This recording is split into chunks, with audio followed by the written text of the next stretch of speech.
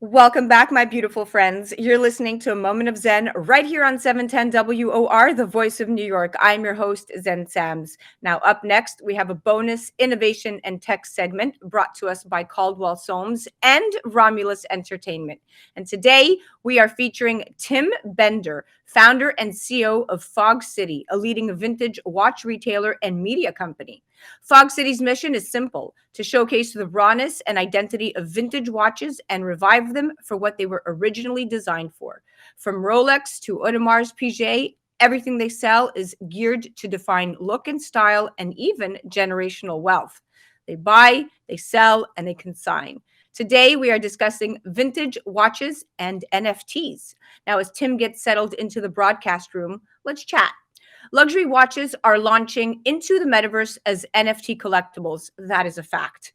The luxury watch industry is uniquely positioned to embrace the culture and rare limited editions and NFTs, as watch collecting has millions of fans around the globe.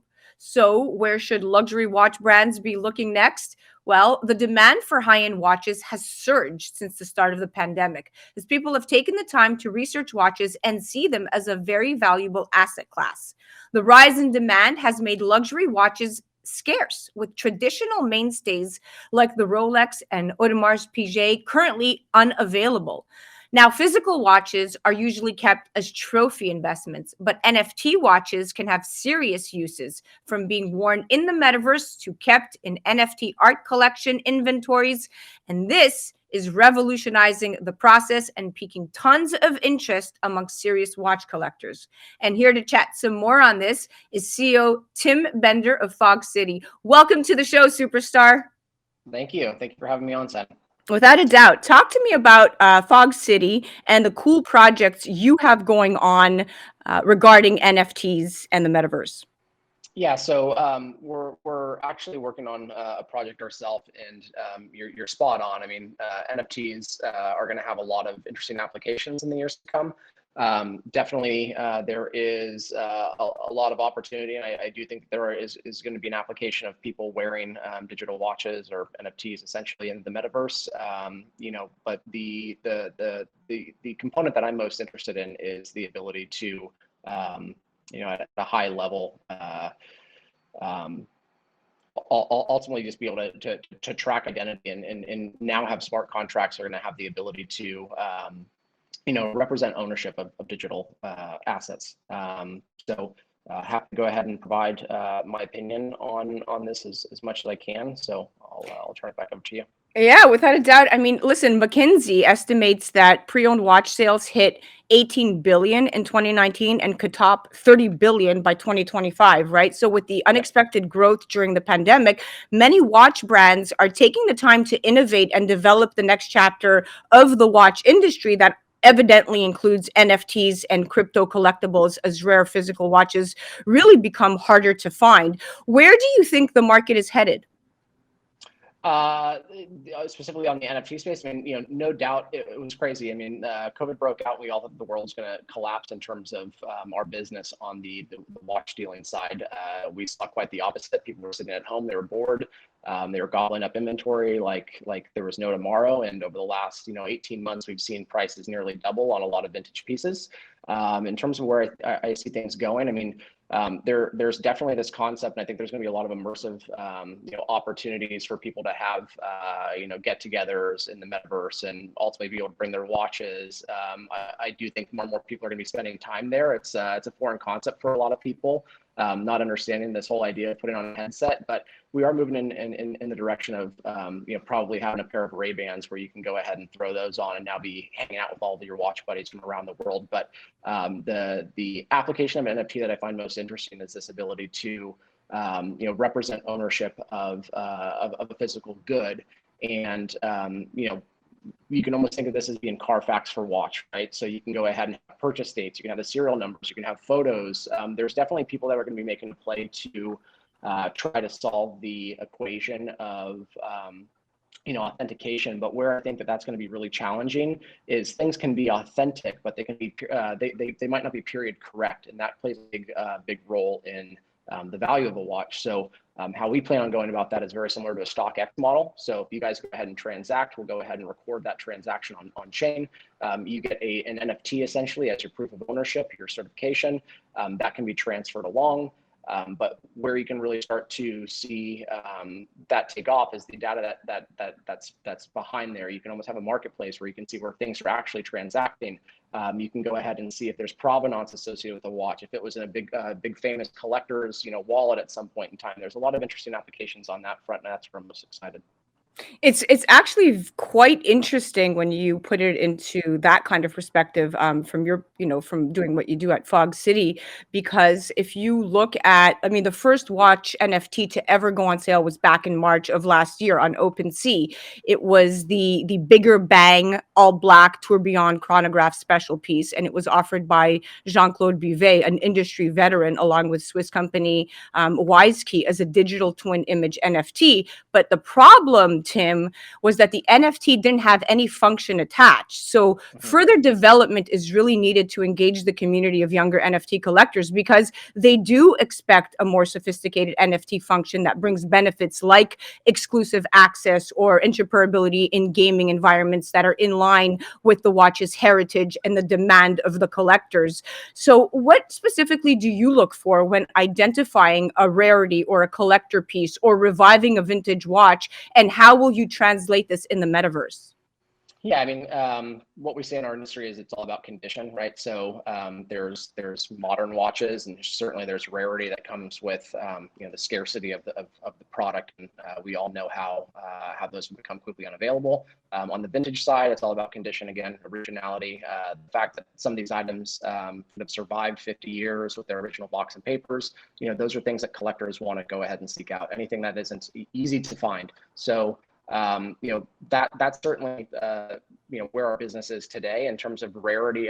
That's I think it's still kind of undecided, and it's up to us to see how we go ahead and create this this world, essentially the metaverse. But very similar is people are going to want to go ahead and flex what they have. So I think where this is likely going to be most impactful is certainly you can go ahead and buy your digital watch that might not be yours, but if you are going to these collector meetups in the metaverse where you're on some luxury yacht or some amazing beach or wherever that might be, if you have the ability to actually bring your digital collection with you and prove that you own that via NFT, I think that's where you're going to have the most interest from the community. People are going to want to bring those assets with them. Yeah, well, especially since right now we're all, Web 1 and Web 2 is a thing of the past. We're really, going to start, living, exchanging, and really the commerce on Web 3 is going to really accentuate, and NFTs will trade within the metaverse. Now, American watch retailer Jacob and Company is known for, its radical approach to innovation within the traditional field of watchmaking, right? But currently, with respect to the metaverse, it's planning to come out with a bespoke collection of fine watches called Astronomia Metaverso, and it will include styles in both physical and NFT digital formats. And the collection draws inspiration, in this particular case, from the solar system and extends into the metaverse, right? An area that we're talking about that has been left relatively untouched by the watch industry, and personally designed by Jacob, in this case, Jacob Arobo. He's founder and chairman of the company. This metaverse collection will feature 8 distinct watches. Now, why am I bringing this up? Well, when you talk about offering something exclusive to watch collectors, in this particular case, the more exclusivity you offer, and to your point, this is where this will launch, and you're going to see the tremendous rise in investment here. Now, what are, from your opinion, what are the where do you see vintage Rolex fitting in this entire, Web3 mechanism? There's definitely again, I think, an opportunity for people to go ahead and release these digital watches that they can bring with them into the metaverse. I do think that there's going to be a stronger opportunity or a larger opportunity that true collectors are after, right? Like I think what you're saying makes sense for those folks that might not be watch collectors, or there's definitely some overlap there, but a lot of people are going to want to bring their own watches into the metaverse. Watches are a very personal thing, so Yeah. people look for various attributes that speak to them. And on the vintage side, they'll go ahead and chase rare examples with tropical dials. A tropical dial is essentially a black dial that is thought to have turned various shades of brown that would have come from a tropical environment. So it's those little nuances that that collectors really seek out. And I think that's going to be a very exciting thing to see play out.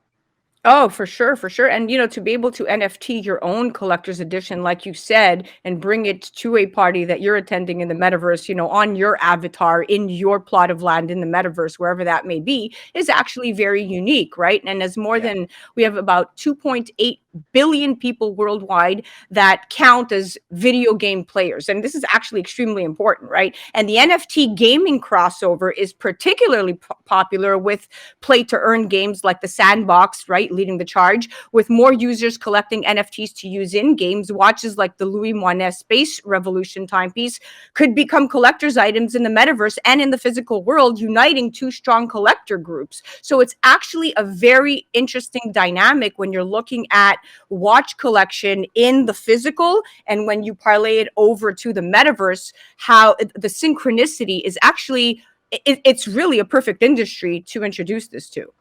Yeah, I mean, you are spot on. There is going to be a very large group of folks that are going to be looking at it through the same lens. And I also think this is me with my old man view on the world, but the reality is this metaverse is going to be coming into it's really going to be coming of age in the next 5 to 10 years, in my opinion. So we're going to be having to deal with a whole new group of people that are in their teens now. They're going to go ahead and shape what they're ultimately after. But yeah, anything that's scarce, if there's something that they can customize and express their personality with, and there's scarcity that's going to be involved, certainly people are going to go ahead and seek those things out. And they're going to want to go ahead and buy the coolest new thing that maybe somebody else is going to have a harder time attaining. So that's going to be a way of really expressing their personality and their interests in the metaverse. Yeah, of course. I mean, look, Fog City, you as a brand, right?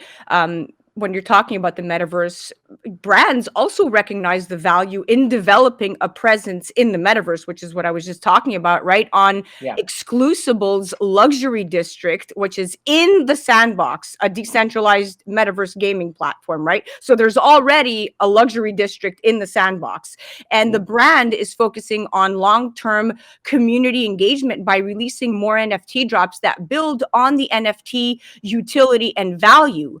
For now, the NFT holders, the collaboration will extend to Apple Watch backgrounds, as well as competitions for prizes within the community. But do you think that ultimately the power of an NFT collection will rely heavily on the utilities that brands develop for that community? Because the watch community is very tight knit. We see this often on Discord, where they have watch talk. All the users are so engaged. The watch club has over 50,000 active users, and these aren't small-time watch collectors, right? And even if you don't own a timepiece, you're motivated to own one, even if it's just in the metaverse. What do you say to this in under a minute? Yeah, I mean, there are these traditional watch collectors that in many cases have millions and millions of dollars in watches of things that they've sought out from all around the world over their entire lifetime, and they've chased these very rare examples. They're certainly going to want to go ahead and bring those with them. There's definitely going to be this group of people that are entering the metaverse that want to have a digital watch so that they can look cool in their avatar, and I think that's going to be another interesting approach as well. I think it's going to be a matter of finding what is the actual value, how much are people going to be willing to pay for these things. At the very least, how we plan on issuing these NFTs is if we can tie that to the actual asset that we've sold you, that'll be your ticket into the metaverse. You can bring it with you because it is something that you physically own. Absolutely. And that's all. It's all about interoperability, not just in games, but in the metaverse, and being able to, make sure that what's mine is mine, and you control your data and ownership of that data and IP forevermore. And that is what we are talking about today: data sovereignty. And also this ties into the need to disrupt technocracy, but that's a different segment. Tim, we're out of time. Thank you so much for coming on and chatting. It was an absolute pleasure having you on. Thank you so much, guys.